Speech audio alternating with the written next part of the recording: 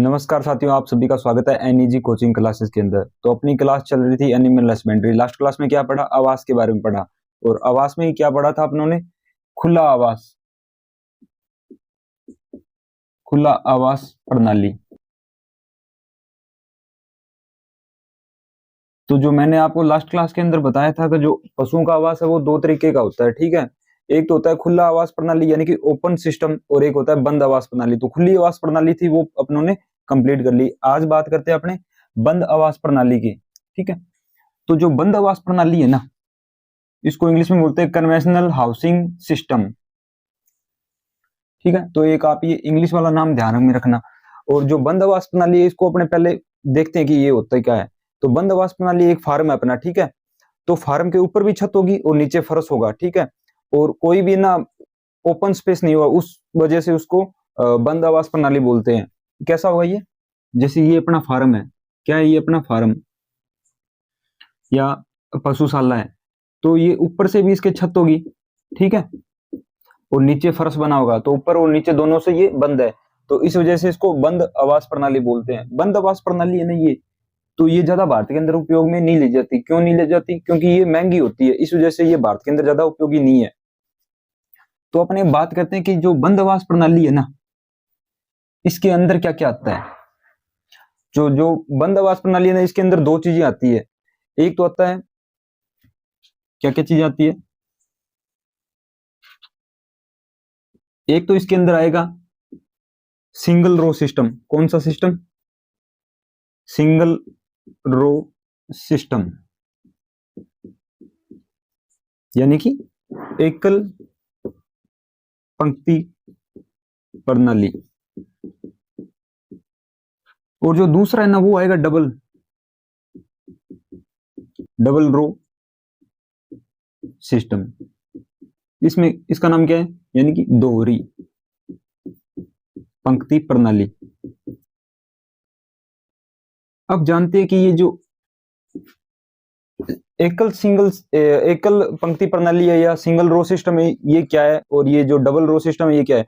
तो single row है ना, अपने जब एक लाइन के अंदर पशुओं को रखेंगे ना, जैसे ये अपना फार्म आ गया, ठीक है। अपने एक लाइन के अंदर पशुओं को रख रहे हैं ऐसे, तो इसको बोलेंगे सिंगल रो सिस्टम। और डबल रो किसको बोलेंगे? जो आपने पढ़ा होगा कि पूंछ से पूंछ विधि या face to face method, tail to tail method, तो वो आता है डबल रो सिस्टम के अंदर। अब अपने जानते हैं कि जो सिंगल रो सिस्टम कब अपनाते हैं और जो डबल रो सिस्टम कब अपनाते हैं। तो जो सिंगल रो सिस्टम है ना, ये जब अपने पास पशु कम होंगे ना, तभी अपने सिंगल रो के अंदर रखेंगे, ठीक है। अगर अपने पास पशु ज्यादा है तो अपने सिंगल रो के अंदर नहीं रख सकते उनको। उनको मैनेज करने के लिए अपने को डबल रो सिस्टम है ना, वो काम में लेना पड़ेगा। तो सिंगल रो सिस्टम है तो कितने पशु होने चाहिए? कुछ निर्धारण तो होगा, इसका कुछ मानक होगा। तो मानक मैं बता दूं आपको। अपने जानते हैं सिंगल रो सिस्टम के बारे में। जब पशु है ना, पशु अपने जो पशुशाला है उसके अंदर पशु है अपने पास 12 से कम, तब अपने सिंगल रो सिस्टम अपनाएंगे। ये आप ध्यान रखना कि पहले ना बुकों के अंदर 10 लिखा आता था, अभी है ना इसको बढ़ा के 12 कर दिया है। तो आप जो 10 वाला है ना वो ध्यान में मत रखना, इधर 12 ही ध्यान में रखना है। तो सिंगल रो जो सिस्टम है वो जब 12 पशु होंगे ना तब अपने अपनाएंगे। और ये कहाँ पे बनाई जाती है? कम पशु, कम पशु होंगे तब अपनाएंगे। ये आप समझ गए होंगे। जैसे ही मैं आपको बता दूं, ये अपना फार्म है, ठीक है। यहाँ पे ये मैंजर बन गया। मैंजर मतलब जहाँ पे पशु चरते हैं, चारा खाते हैं, पानी पीते हैं, वो मैंजर। ये मैंजर, ये यहाँ पे पशु आ गए। तो ये सिंगल रो सिस्टम है, ठीक है। इसमें बस एक ये ध्यान में रखना, जब पशु की संख्या है ना 12 से कम होगी तब अपने सिंगल रो सिस्टम काम में लेंगे। अब आता है double row system. Double row system क्या है? तो डबल रो सिस्टम में इसका उल्टा होगा। जब पशु है ना 12 से ज्यादा होंगे, ठीक है, जब पशुओं की संख्या कितने से ज्यादा हो? 12 से ज्यादा, 12 से ज्यादा, 12 से ज्यादा होंगे ना तब अपने डबल रो सिस्टम अपनाएंगे। ये डबल रो है ना, ये दो प्रकार का होता है। डबल रो सिस्टम है ना, ये दो प्रकार का होगा। ये मैं साफ कर देता हूं यहां से। डबल रो सिस्टम में दो प्रकार का होगा। कौन कौन सा प्रकार है इसका तो जानते हैं। एक तो होता है face to face method, face to face method. तो एक होता है tail to tail method, tail to tail method. तो ये डबल रो के बारे में है, ठीक है। अब अपने जानते हैं कि डबल रो है ना, इसके अंदर ये फेस टू फेस मेथड क्या है, टेल टू टेल मेथड क्या है, तो मेरे को ये साफ करना होगा। आप स्क्रीनशॉट लेना चाहो तो ले लो एक बार, ताकि आपको पता चल जाए कि बंद आवासीय प्रणाली है उसके अंदर क्या क्या चीजें आएगी।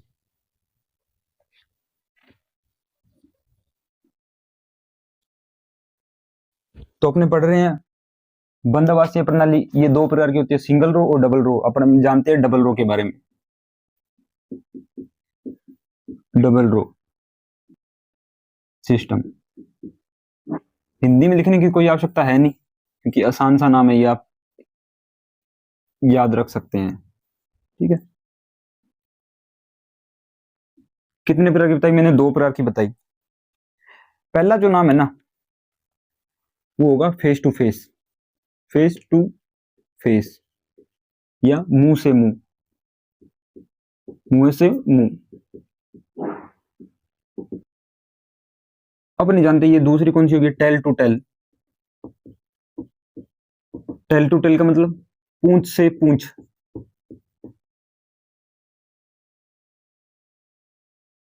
अब ये देखते हैं कि फेस टू फेस मेथड है ना, ये किस हिसाब से होता है। तो वही सेम, ये अपना आ गया फार्म, ठीक है। इसके जस्ट बीच में ना ये ऐसे मेंजर बना होगा। मेंजर क्या है? पशुओं को चारा पानी पिलाने वाला स्थान है, ये इसके अंदर चारा आ गया, ठीक है। और ये जो दोनों तरफ है ना, यहाँ पे होगी नालियां बनी हुई, ये नालियां आ गई। पशु कैसे खड़ेगा फेस टू फेस मेथड के अंदर? ऐसे।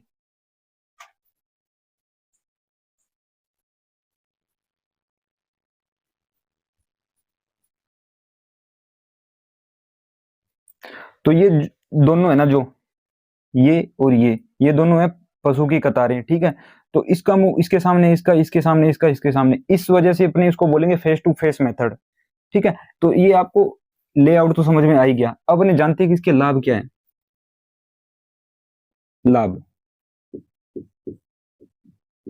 इसके लाभ है ना, एक तो ना जो पशुओं को चारा वितरण होगा ना, वो आसान होगा। कैसे आसान होगा? क्योंकि इसके अंदर मेंजर एक ही है, तो इसमें ये आसान होगा। ये क्या है? मेंजर।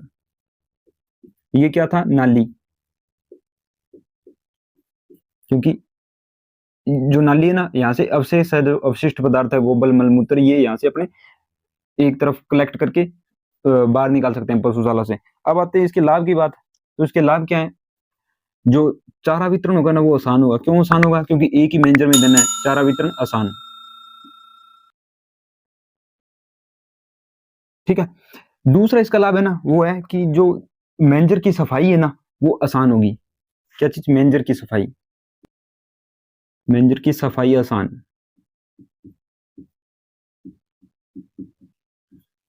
अब इसकी अपने हानियों की बात करते हैं, और यहीं से क्वेश्चन आता है।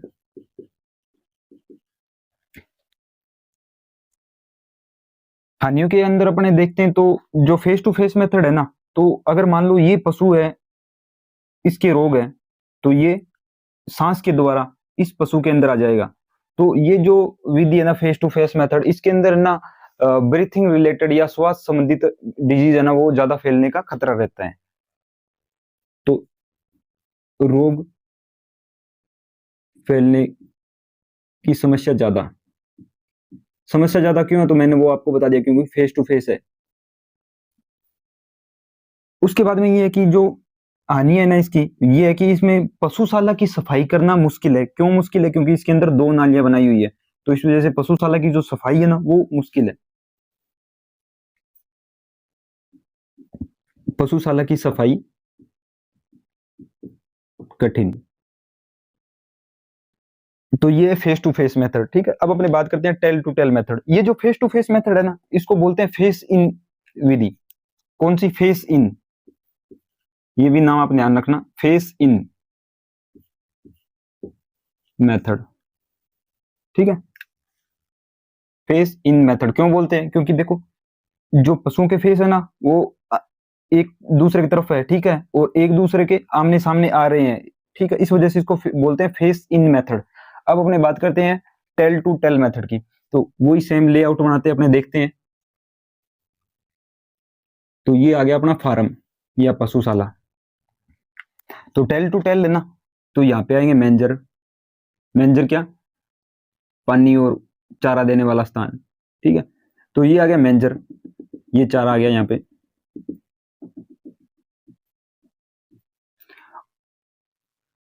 और इसके जस्ट बीच में ना नाली बनी होगी, ये नाली है। ये क्या है? मेंजर। मेंजर या इसको बोल दो नांद। और ये क्या है? नाली।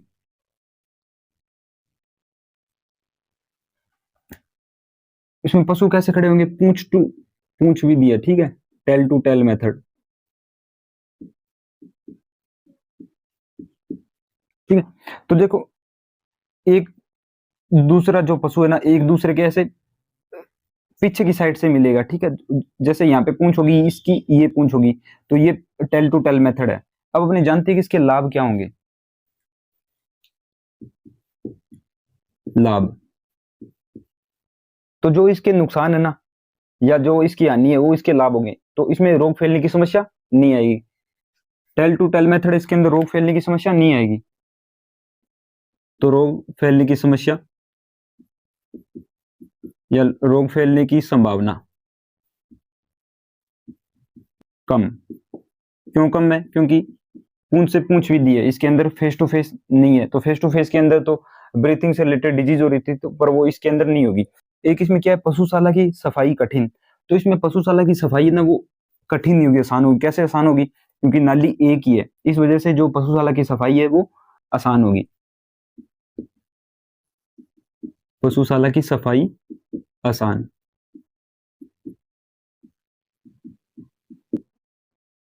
एक इसमें अपने बड़ा, ठीक है। तो ये आगे लाभ। अब आप बात करते हैं हानियों की। हानियां, तो इसके जो लाभ होंगे ना फेस टू फेस के, वो इसमें हानियां होगी। तो इसके लाभ क्या है? चारा वितरण आसान। तो इसमें तो एक ही मेंजर था, इस वजह से चारा वितरण आसान था। इसके अंदर दो मेंजर है, ठीक है, तो चारा वितरण कठिन होगा। चारा वितरण कठिन।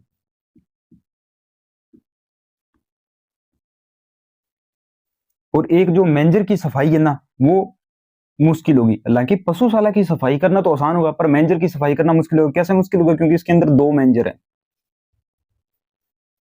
तो मेंजर की सफाई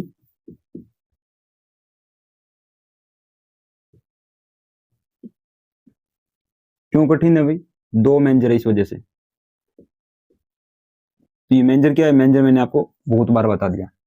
तो ये जो है डबल रो सिस्टम, ये इस हिसाब से होगा, फेस टू फेस मेथड और टेल टू टेल मेथड।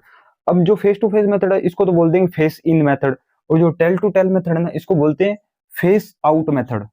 क्या? Face out method. क्योंकि एक दूसरे के जो सर है वो एक दूसरे से दूर जा रहे हैं, इस वजह से फेस आउट मेथड, इसको फेस इन मेथड। तो डबल रो सिस्टम है, ये दो प्रकार का होगा, फेस टू फेस और टेल टू टेल। तो आप इसको नोट कर लें या स्क्रीनशॉट ले लें। अपने नेक्स्ट बात करते हैं कि जो बंद आवासीय प्रणाली है ना, तो ये बंद होगी, तो अपने सभी प्रकार के पशु है ना वो एक साथ तो रख नहीं सकते इसके अंदर। तो हर एक अलग अलग पशु के लिए अलग अलग जो आवास है वो बनाना होगा या शेड बनाना होगा। ये जो बंद आवासीय प्रणाली है ना इसके अंदर मुख्यतः 5 प्रकार के शेड बनेंगे, ठीक है। मुख्यतः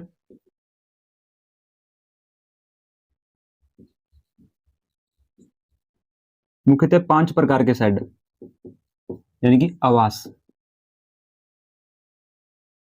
तो 5 प्रकार के आवास बनेंगे। ये क्यों बनेंगे, क्यों जरूरी है, तो अपने जानते हैं कि जो बंद आवासीय प्रणाली है ना इसके अंदर जो पशु है अपने एक साथ तो रख नहीं सकते, तो इसलिए जो बछड़ा है बछड़ी है उनके लिए अलग बनेगा, गाय है उसके लिए अलग बनेगा, गाभिन गाय है उसके लिए अलग बनेगा, और जो बुल यानी कि सांड है उसके लिए अलग अपने को आवास बनाना पड़ेगा। तो अपने जानते हैं कौन कौन से आवास बनेंगे इसके अंदर।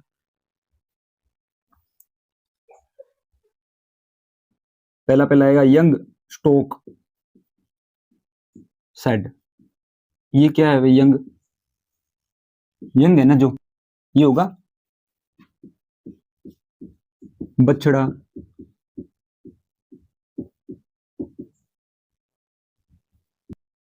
बछड़ा बछड़ियों हेतु जो सेड बनाएंगे ना उसको बोलेंगे यंग स्टॉक सेड। उसके बाद में जो अगला सेड होगा वो होगा काउ सेड। ये नाम से स्पष्ट है, गाय के लिए, गाय हेतु। उसके बाद में आएगा बुल सेड। बुल किसको बोलते हैं? सांड, यानी कि जो गायों के अंदर जो नर होता है ना उसको बोलते हैं बुल सेड, यानी कि सांड। तो सांड हेतु जो प्रजनन के अंदर काम आता है। एक होगा काविंग बॉक्स। जो ज्ञापिन गाय है ना, ज्ञापिन गाय हेतु, ये नाम आप ध्यान में रखना, काविंग बॉक्स। जो काविंग होती है ना, ये एक प्रोसेस होती है गाय और भैंस के ब्याने की, जो प्रोसेस होती है ना या प्रक्रिया होती है उसको बोलते हैं काविंग। ठीक है, तो ये होगा ज्ञापिन गाय हेतु। एक इसके अंदर और बनेगा, वो सबसे इंपॉर्टेंट है, आइसोलेशन बॉक्स। बॉक्स कह दो चाहे सेड बोल दो इसको।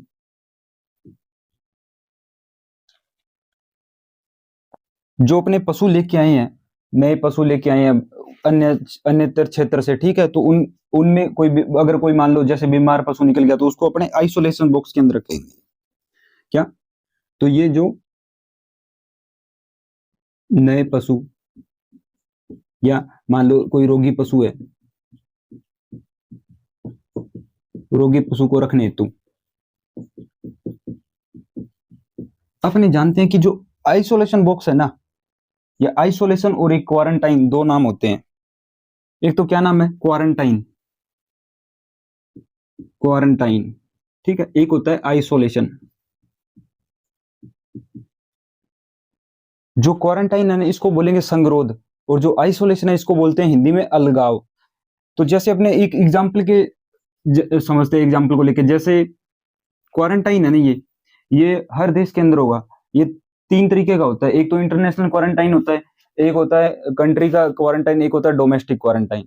जैसे अपने जानते हैं कि जब कोरोना आया था ना, उस समय मान लो कोई व्यक्ति आया अन्य क्षेत्र से, अपने भारत के अंदर आया, तो उस व्यक्ति को है ना सबसे पहले क्वारंटाइन किया जाता था। किसमें? क्वारंटाइन। ये क्वारंटाइन क्या है? तो क्वारंटाइन के अंदर इसको भेजेंगे। क्वारंटाइन के अंदर क्यों भेजेंगे? जैसे मान लो ये व्यक्ति है, इसका अपना पता नहीं है भी ये कोरोना पॉजिटिव है या नहीं है, तो इसको क्वारंटाइन के अंदर रखेंगे 10-15 दिन। तो अगर इसने सिम्टम नहीं दिखाए या इसने सिम्टम दिखा दिए, ठीक है, तो अगर इसने सिम्टम दिखा दिए कोरोना पॉजिटिव आ गया, तो इसको बाद में इसको आइसोलेशन या आइसोलेट करेंगे, यानी कि एक अलग कमरा होगा, उसके अंदर ये अकेला रहेगा, तब तक रहेगा जब तक ये नेगेटिव ना हो जाए। तो ये क्वारंटाइन और आइसोलेशन है। तो इसी के साथ है ना अपना जो बंद आवासीय प्रणाली है ये पूरा हो गया। सबसे पहले अपने क्या पढ़ा? ओपन वाला, और 2 नंबर पे ये कन्वेंशनल। तो जो पशुओं के अंदर आवास प्रबंधन था वो अपना पूरा हो गया है। 2 चरणों के अंदर अपने कर लिया। एक क्लास पहले थी, एक क्लास ही आज वाली है। नेक्स्ट अपने बात करते हैं पोल्ट्री के बारे में और अंडा उत्पादन के बारे में। तो नेक्स्ट वीडियो के अंदर रहेगा। ये वीडियो आपको कैसी लगी कमेंट बॉक्स के अंदर जरूर बताएं, और चैनल पर अगर पहली बार आए तो चैनल को सब्सक्राइब जरूर करें। अगर आपको वीडियो अच्छी लगी है तो इसको लाइक और शेयर जरूर करें। मिलते हैं नेक्स्ट वीडियो के अंदर, तब तक के लिए धन्यवाद।